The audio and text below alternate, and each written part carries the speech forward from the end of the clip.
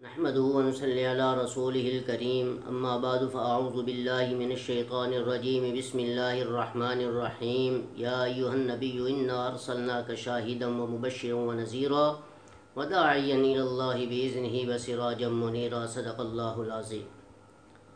میرے عزیز دوستو، بزرگوں اور نوجوان ساتھیوں، سب سے پہلے تو یہ بات یاد رکھ لیں کہ رسول کسے کہتے ہیں اور نبی کسے کہتے ہیں۔ رسول کہتے ہیں اس کو جو نئی شریعت اور نئے احکامات لے کر آئے اور امت تک پہنچائے، خود بھی اس پر عمل کرے، اور نبی اس کو کہتے ہیں جو پرانی کتاب اور پرانی شریعت پر عمل پیرا ہوں اور امت کو بھی اس پر عمل کرنے کی ترغیب دے۔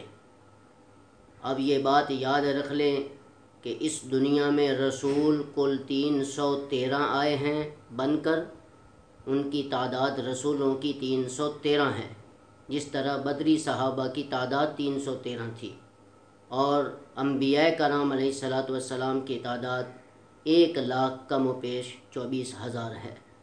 اور یاد یہ بھی بات رکھ لیں کہ کوئی نبی اپنی مرضی سے نبی نہیں بنتا، نبی بھی وہی بنتا ہے جس کا انتخاب خدا کرتا ہے، اور نبی کا انتخاب بھی اللہ مردوں میں کرتا ہے، اور مردوں میں ہی کیا ہے، عورتوں میں نہ کرتا ہے اور عورتوں میں نہ کیا ہے، اس لیے کہ یہ ذمہ داری مرد ہی اٹھا سکتے ہیں احکامات کی امت تک پہنچانے کی، دین کی تبلیغ کی، کلمے کی امت تک پہنچانے کی۔ عورت اس ذمہ داری کو نہیں سنبھال سکتی، اس لیے نبی چلے کاٹنے سے، روزے رکھنے سے، حج کرنے سے نبی نہیں بنتا، صحابی نہیں بنتا۔ نبی بھی وہی بنتا ہے جس کا انتخاب خدا کرتا ہے، صحابی بھی وہی بنتا ہے جس کا انتخاب خدا کرتا ہے۔ تیسری بات، رسول سب سے پہلا کون سا اور آخری کون سا؟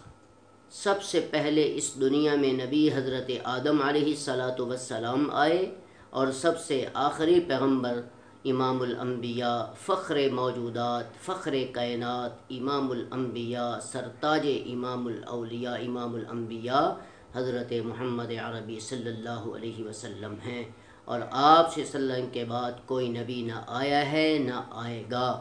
جو اس چیز کا دعویٰ کرتا ہے کہ نعوذ باللہ رسول اللہ صلی اللہ علیہ وسلم کے بعد کوئی نبی آئے گا، وہ جھوٹا ہے، وہ کذاب ہے، وہ جہنمی ہے۔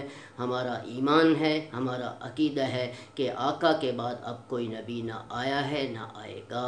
یہ اللہ کے رسول ہیں، یہ اللہ کے نبی ہیں، پوری کائنات آقا کی برکت سے باقی ہے۔ السلام علیکم ورحمۃ اللہ وبرکاتہ۔